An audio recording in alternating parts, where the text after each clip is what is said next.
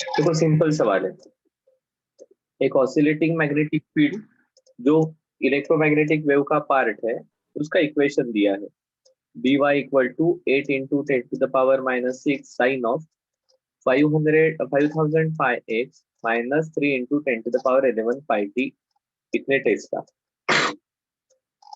देखो magnetic field कौन से डायरेक्शन में वैरी हो रही है, तो magnetic field is varying in Y direction, ठीक है।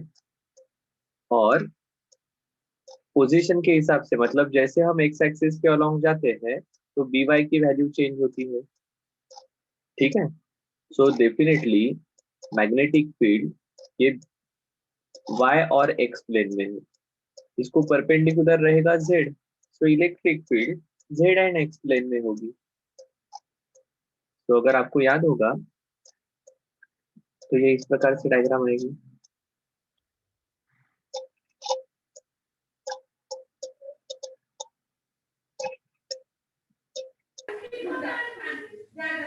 If this is z direction, ये x डायरेक्शन, तो ये हमारी y डायरेक्शन है, y डायरेक्शन में हमारी मैग्नेटिक फील्ड रहने वाली है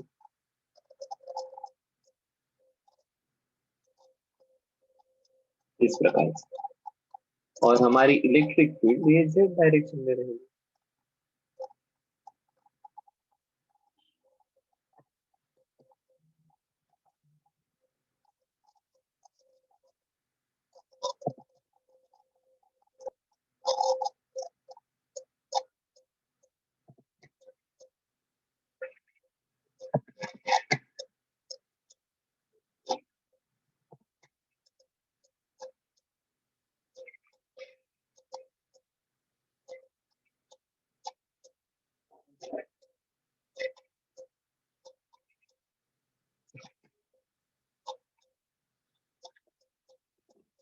बस ऐसी ही हमारी वेव रहने वाली है, इसका इक्वेशन निकालना है।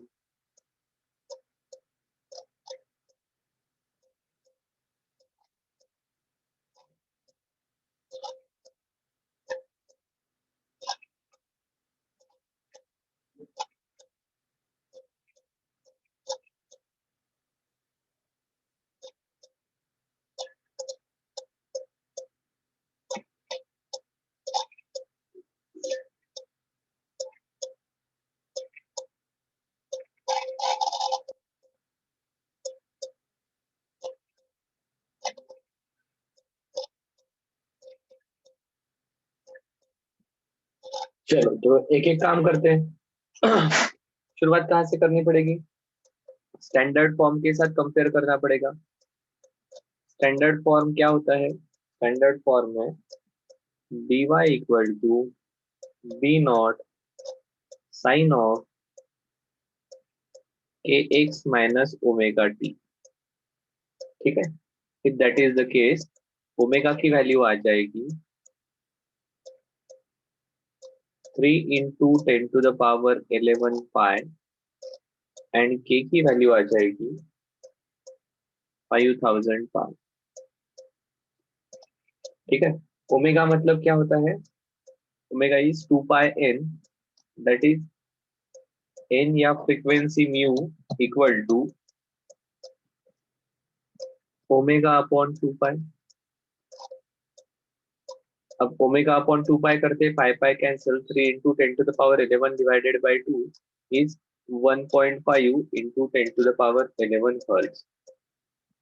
फ्रीक्वेंसी आ गई, part 1 clear.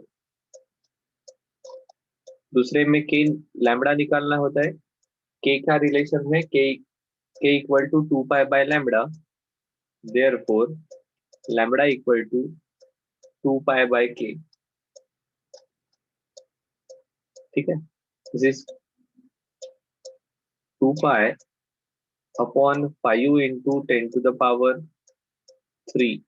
Pi, pi cancel, 2/5 is 0.4, 0.4 into 10⁻⁻³ तो ये आ जाएगा 4 into 10⁻⁻⁴।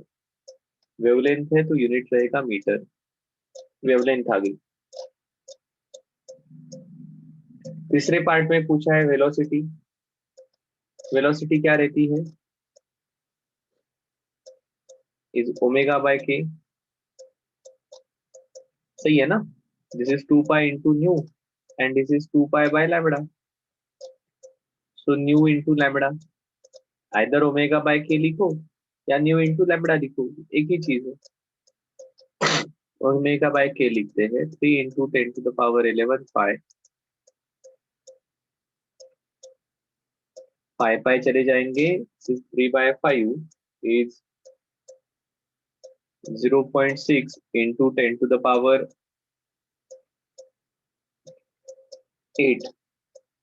ठीक है? तो इसे हम लिख सकते हैं 6 इंटू 10⁻7 वेलोसिटी है मीटर पर सेकंड, ठीक है? चौथा पार्ट क्या निकालना है? E naught. अब हमारे पास एक रिलेशन है,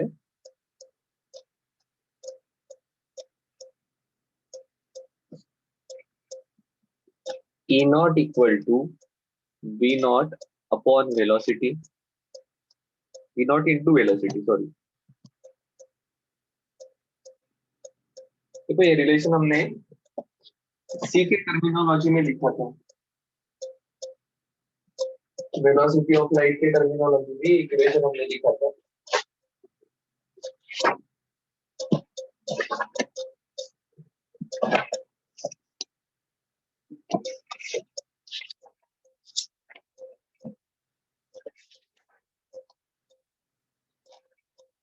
हमने रिलेशन लिखा था B not equal to E not by C इस प्रकार से, therefore E not equal to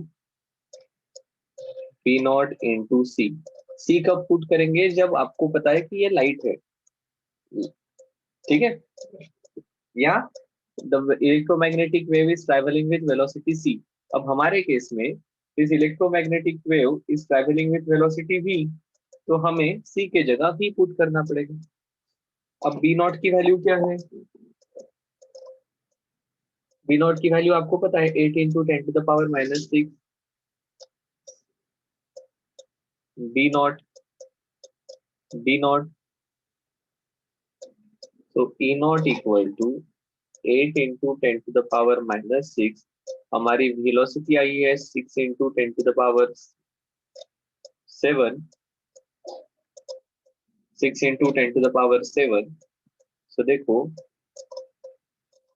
this is 4.8 into 10⁻2 या 480 वोल्ट पर मीटर, ठीक है? और पांचवा पार्ट पूछा है इक्वेशन ऑफ इलेक्ट्रिक फील्ड। एक तो हमें पता है wave is travelling along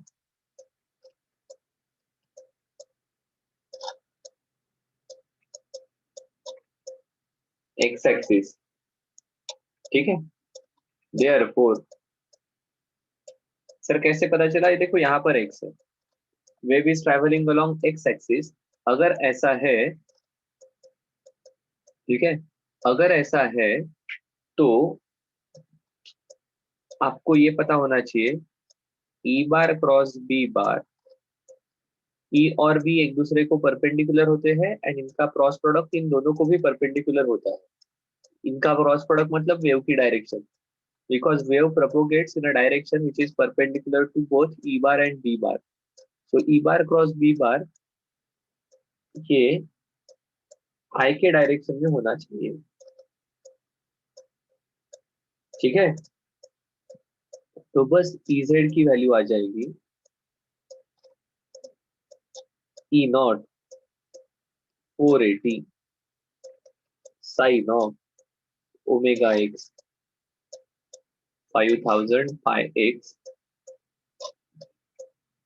minus, sorry, K X minus omega T 3 into 10⁻11 pi into T.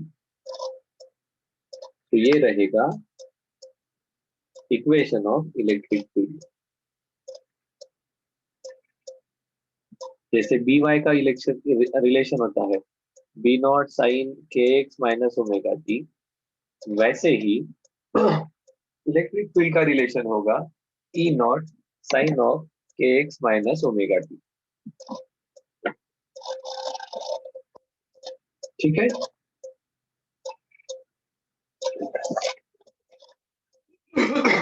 लगे तो यहाँ पर आपको याद होना चाहिए। देखो क्या कहा है हमें,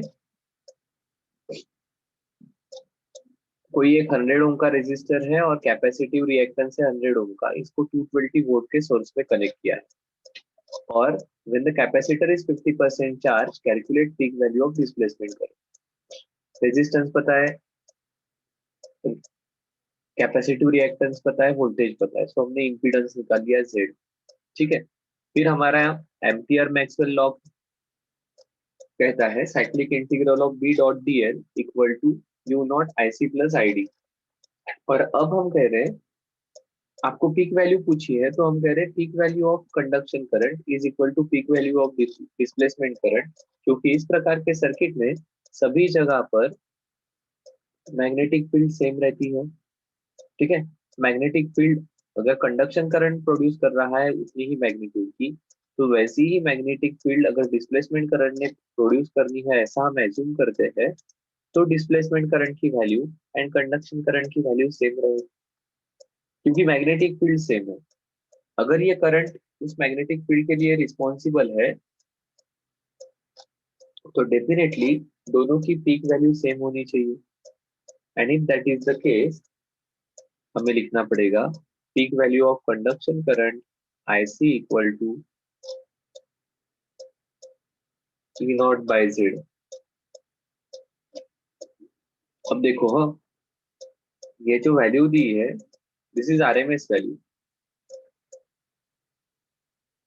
तो पीक वैल्यू क्या रहेगी, इसके √2 times, so 220 into √2 upon Z is 100 into √2।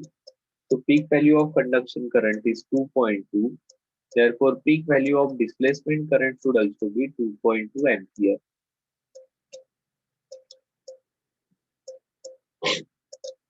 ठीक है,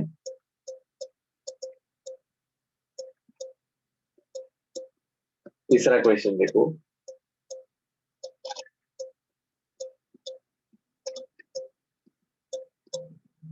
The radiation energy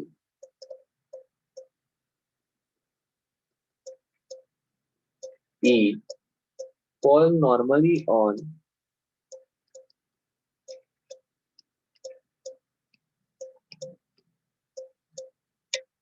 a perfectly reflecting surface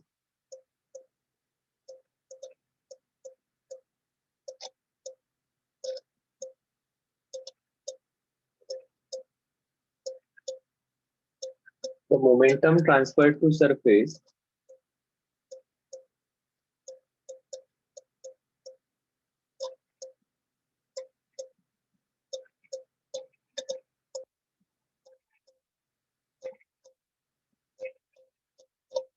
will be, या calculate, given सिर्फ है C is velocity of light।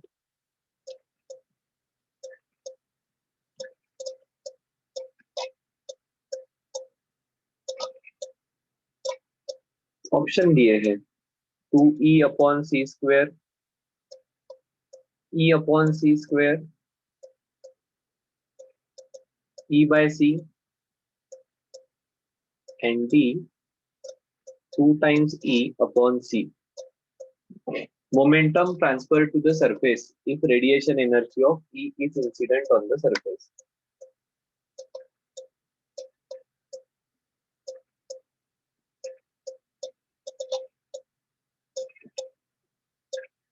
देखो यहाँ पर हमें याद आना चाहिए, हमारे पास एक रिलेशन है। कौन सा रिलेशन है sir? In case of incident radiation,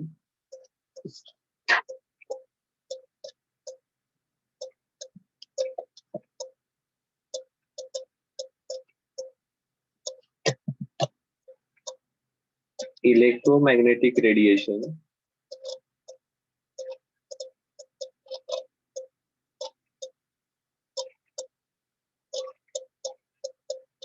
if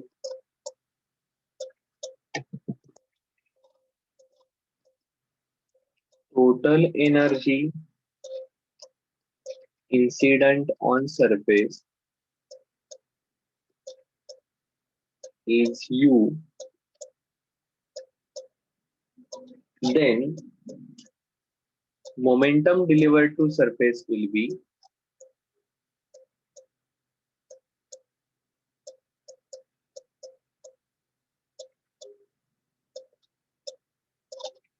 P equal to U by C। ठीक है, अब ये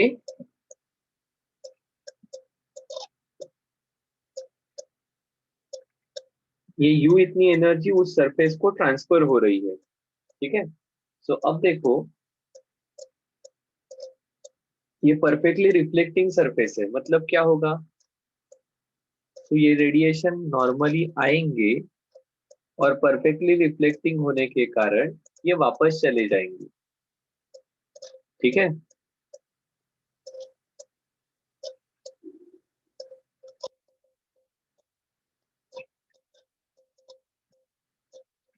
सो चेंज इन मोमेंटम अपने को निकालना पड़ेगा। Change in momentum T final minus T initial equal to final, अगर U बाय C पकड़ते हैं तो इनिशियल में एनर्जी तो उतनी रहेगी, C की डायरेक्शन अपोजिट रहेगी, तो ये माइनस U बाय C पकड़ना पड़ेगा। This will become minus minus plus 2U upon C। अब जब एनर्जी U रहती है तब हमारा चेंज इन मोमेंटम आ जाएगा 2U अपॉन C। अगर इंसिडेंट एनर्जी E है तो रिलेशन आना चाहिए 2E upon C।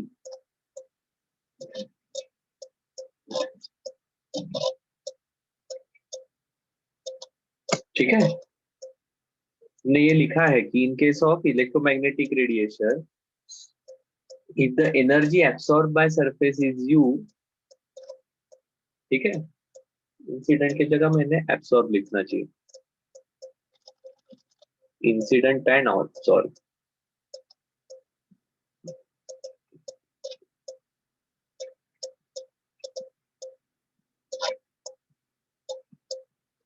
by surface is U, then momentum delivered to the surface will be P equal to total energy upon C।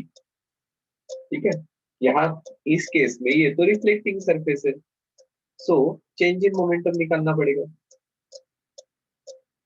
तो ये आ जाएगा 2E बाय C।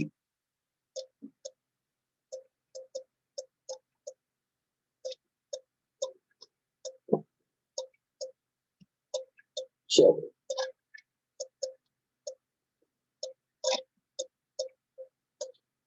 अब parallel plate capacitor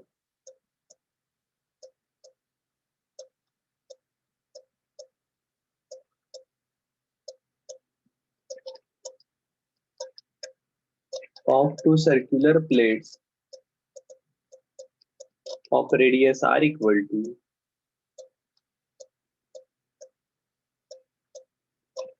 0.1 meter and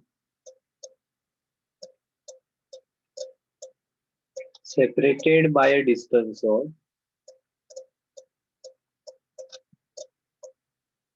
0.5 mm,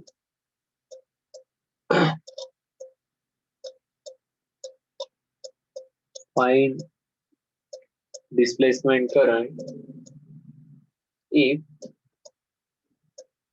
electric field is changing at a rate of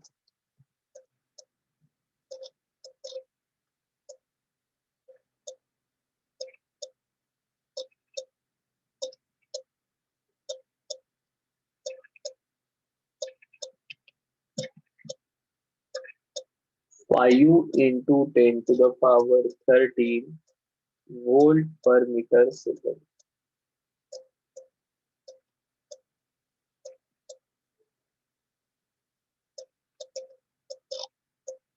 क्या relation है displacement current का, displacement current निकालना है।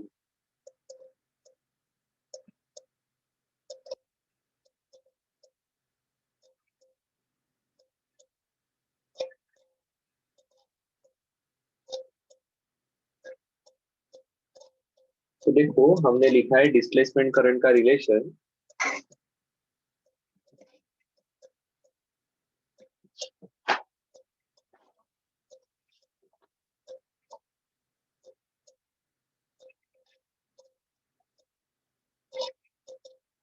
Cyclic integral of v dot dl equal to mu not IC plus mu not epsilon not d pi e upon dt। Mu not अगर common निकाल लिया तो ये रहेगा IC plus epsilon not d pi e upon dt। This is mu not IC plus ID। ठीक है, therefore हम लिख सकते हैं ID equal to epsilon not d phi by dt। अब क्या फाई क्या होता है? Electric flux E dot A।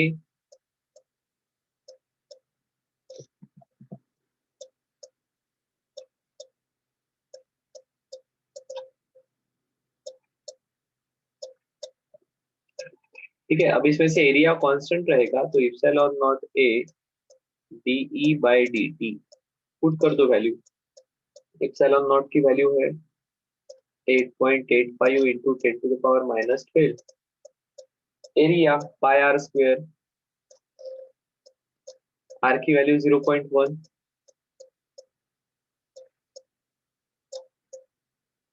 Into d by d t की वैल्यू हमारे पास है 5 इंटू 10 टू द पावर 13। बस इतना सॉल्व करना है। -12 plus 13 plus 1, this is 10 to the power -1, 10 to the power -2 plus 1, 10 to the power -1, मतलब 8.85 इंटू 0.314। ठीक है, ये आंसर आना चाहिए।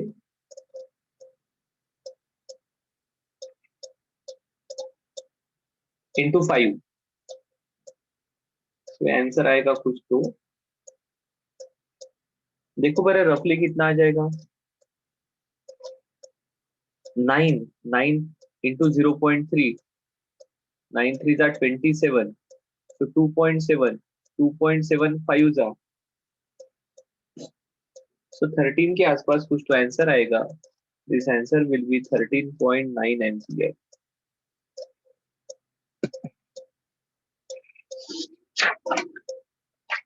ठीक है, चलो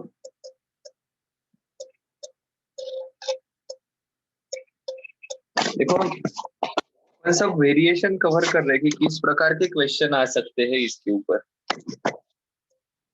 अब देखो क्या क्वेश्चन है।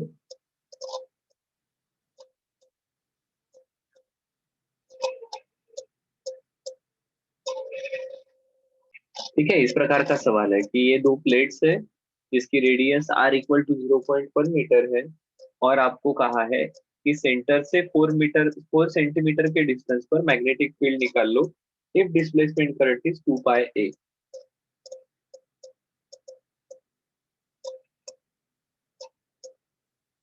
ठीक है, तो देखो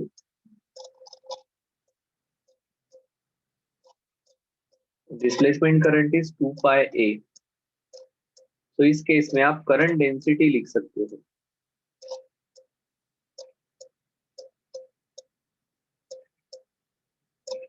आपको ना यहाँ पर एक्चुअली ये इस पॉइंट को लेकर एक एम्पिरिकल लूप कंसिडर करना चाहिए और इस एरिया में से कितना डिस्प्लेसमेंट करंट जा रहा है ये इवेल्युएट करना चाहिए। क्या ऐसा कोई क्वेश्चन हमने उधर किया था क्या? करंट डेंसिटी जब पढ़ा है तब एम्पियर सर्किटल लॉ, उस वक्त ऐसा क्वेश्चन हमने किया है कि टोटल कंडक्टर में से करंट I फ्लो होता है, तो ये जो छोटा सा पार्ट है उसमें से फ्लो होने वाला करंट कितना रहेगा। ऐसे कुछ क्वेश्चन हमने किए थे।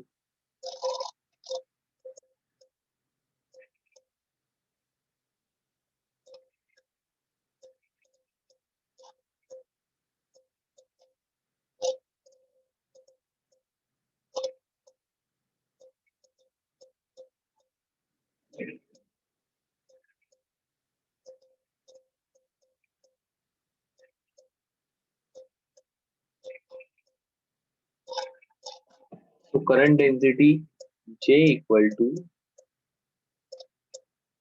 2 pi upon pi are square.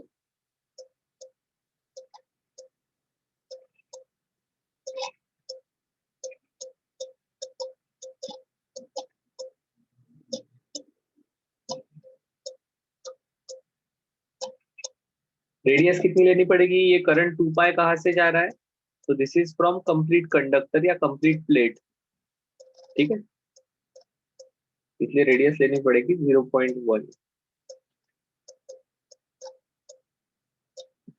ये आंसर आ जाएगा pi pi cancel 2 upon 0.01 that is 200 ampere per metre square, ठीक है। फिर निकालेंगे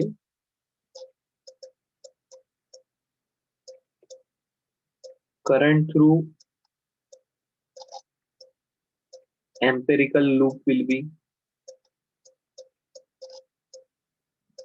that is enclosed loop, red वाला ना, id equal to j into pi r square, j की value 200 pi 3.14 r square 4 into 4 into 10 to the power minus 4, 16 16 two जा 32, 32 3 जा 48,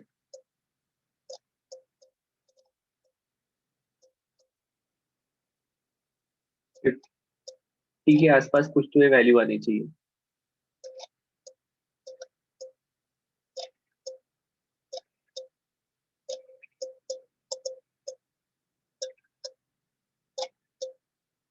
और 2 0 into 10 to the power minus 4, that is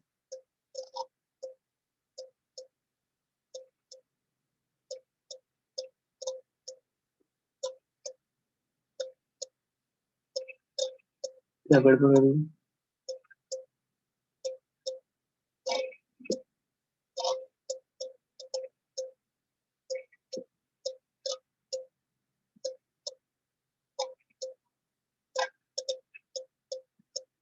value 16 16 3 जा 48 48 50 52 जा 100 100 के ऊपर 2 0, that is 1 into 10 to the power 4 into 10 to the power minus 4, 1 ampere के आसपास आएगी।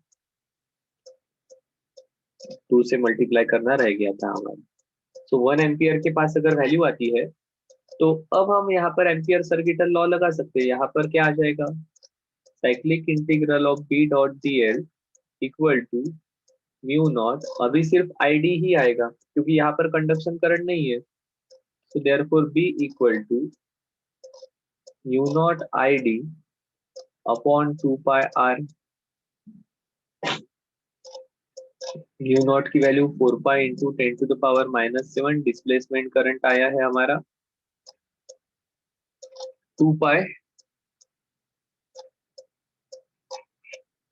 सॉरी 2 पाई पूरे में से है, इतने पोर्शन में से जाने वाला करंट 1 एम्पियर है, 2 पाई नहीं ले सकते यहाँ पर, अपॉन 2 पाई आर की वैल्यू है 4 into 10 to the power minus,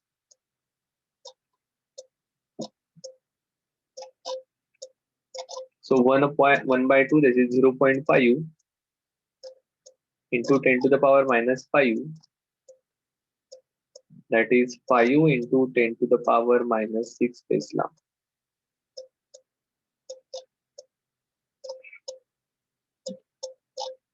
sir आपको कैसे पता चला यहाँ पर कंडक्शन करंट नहीं है?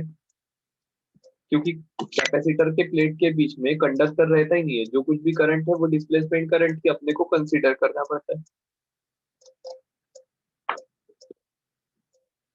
ठीक है। और एम्पियर सर्किटल लूप जो ये कंसीडर किया है, इसके लिए इनसाइड करंट कंसीडर करना पड़ेगा। इसके लिए, इस इनसाइड करंट के लिए करंट डेंसिटी का यूज किया। चलो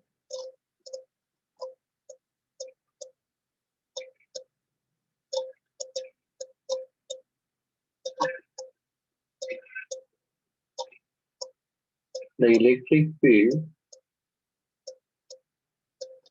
part of electromagnetic wave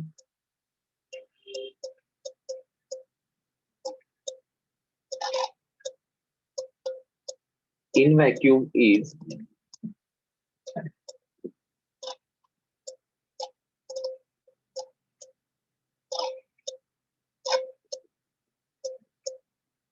six cos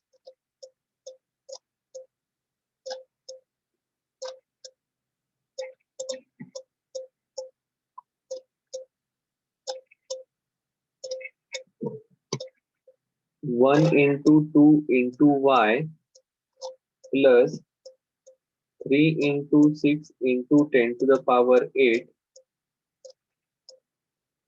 t j cap. तो फाइंड करना है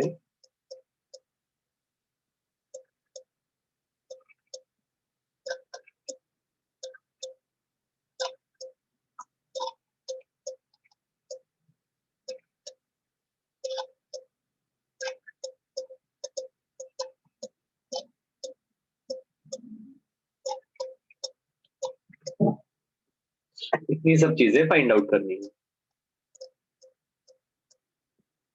ठीक है, देखो ये इक्वेशन हमें दिया है, ये इक्वेशन है E equal to 6 into cos, एक second, this is not 1 into 2 into y, this is 1.2 y and 3.6 radian. So 6 cos of ky plus omega t, इसको ही हम 6 cos of minus ky minus omega t लिख सकते हैं। This can also be written as cos of sin of pi by 2 sin pi by 2 minus theta is cos theta, minus minus ये plus हो जाएंगे तो plus ky plus omega T हो जाएंगे। इसे ही हम लिख सकते हैं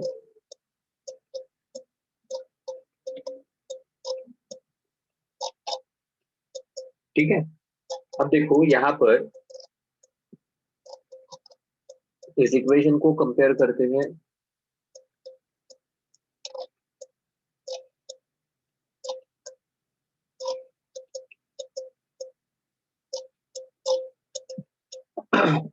यहाँ पर प्लस साइन है और यहाँ पर जे कैप है, so definitely wave is travelling along Y direction. ठीक है, अब पॉजिटिव है या निगेटिव ये साइन बताएगा। यहाँ पर पॉजिटिव साइन है मतलब ये निगेटिव डायरेक्शन में ट्रैवल कर रही है। तो सी का आंसर पहले लिख लेते हैं।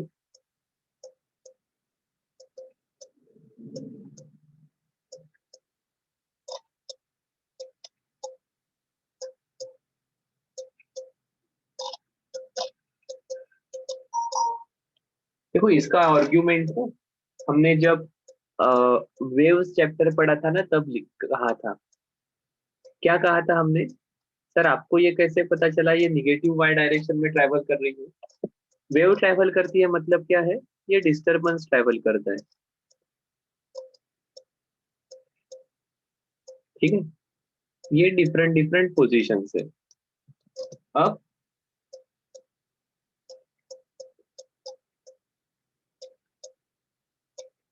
अगर ये डिस्टरबेंस ट्रैवल हो रहा है तो देखो ये जो डिस्प्लेसमेंट है ये सेम रहनी चाहिए। कौन से डायरेक्शन में जा रहा है, वाई। सो जैसे जैसे ये y की वैल्यू चेंज होते जाएगी स्टिल ये डिस्प्लेसमेंट जो है वो सेम रहनी चाहिए। क्या वही वैल्यू ये e दे रहा है, हाँ सर बिल्कुल सही है। अब देखो time is unidirectional, time हमेशा बढ़ते जाने वाला है। टाइम हमेशा बढ़ते जाने वाला है, यहाँ पर मैंने साइन खा दिया।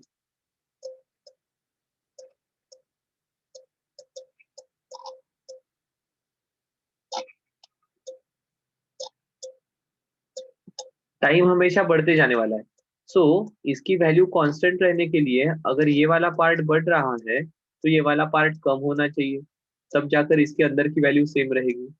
टाइम हमेशा पॉजिटिव होता है और बढ़ेगा, तो इसकी वैल्यू हमेशा बढ़ने वाली है। ये ब्रैकेट कांस्टेंट रहने के लिए y की वैल्यू उतने ही निगेटिव सेंस में बढ़नी चाहिए। इसका मतलब this wave is travelling along negative y direction. यहाँ पर माइनस साइन होगा तो x की वैल्यू बढ़े, y की वैल्यू बढ़ती, y बढ़ते हुए जा रहा है, साइमल्टेनियसली टाइम बढ़ते हुए जा रहा है। माइनस साइन है मतलब ये भी बढ़ते हुए जा रहा है, और इसमें से घटने वाला नंबर भी बढ़ते हुए जा रहा है। ये वाला पार्ट कांस्टेंट रहेगा, डिस्प्लेसमेंट सब जगह पर सेम रहेगी। तो इसलिए हम कह रहे हैं this wave is travelling along negative y direction. ठीक है, क्योंकि ये ये जो इक्वेशन है ना, ये डिस्प्लेसमेंट का इक्वेशन है। ये डिस्प्लेसमेंट सब जगह, डिस्टरबेंस सब जगह सेम रहना चाहिए। सो वेव निगेटिव y डायरेक्शन में जा रही है, ठीक है सर, कोई प्रॉब्लम नहीं। अब बाकी के पार्ट आसान है।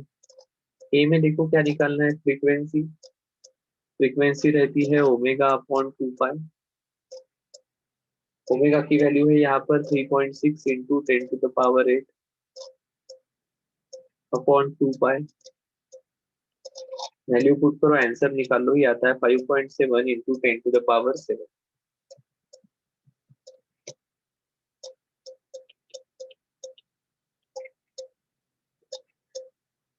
फ्रीक्वेंसी होने के कारण unit hertz.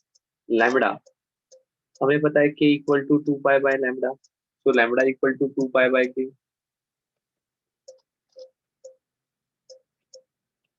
That is 2 pi upon k y no is 1.2, ये आ जाएगा 5.23 metre.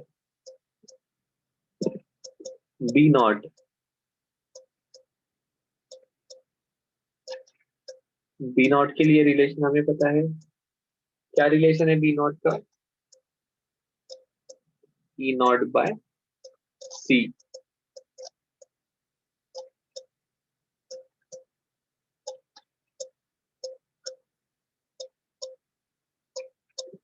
B not equal to E nought upon सी।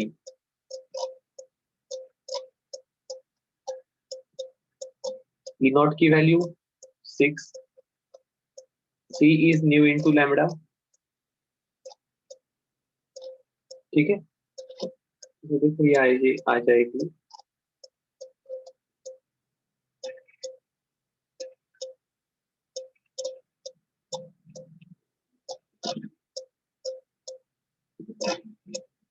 आप इसे कैलकुलेट करोगे, 5 5 जा 25, और ये 6 के आसपास अगर होगा तो 6 5 जा 30। तो ये 3 इंटू 10⁸ 8 के आसपास आने वाली वैल्यू है। तो 6/3 इज 2 10⁻⁻8 टेस्ला।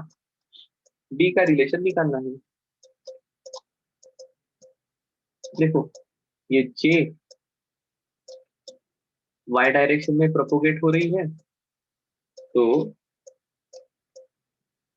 ये रिलेशन, ये आई कैप चाहिए ना, क्योंकि ये भी वाई होगा तो यहाँ पर जे दिखा तो ये एक ही डायरेक्शन में हो जाएंगे ना, ऐसा नहीं हो सकता। Electric field will vary in X direction, ये वाई डायरेक्शन है, तो मैग्नेटिक फील्ड जेड डायरेक्शन में होगी। ये रिलेशन आ जाएगा B not cos of 1.2y plus 3.6 into,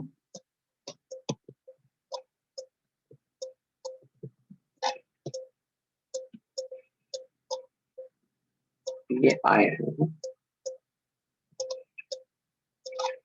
B Z equal to B not which is 2 into 10⁻⁻8 cos of 1.2y,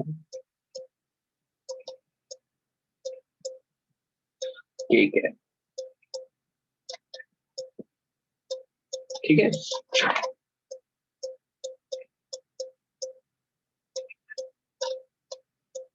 सो इस प्रकार के वेरियस क्वेश्चंस इस चैप्टर पर पूछे जाते हैं।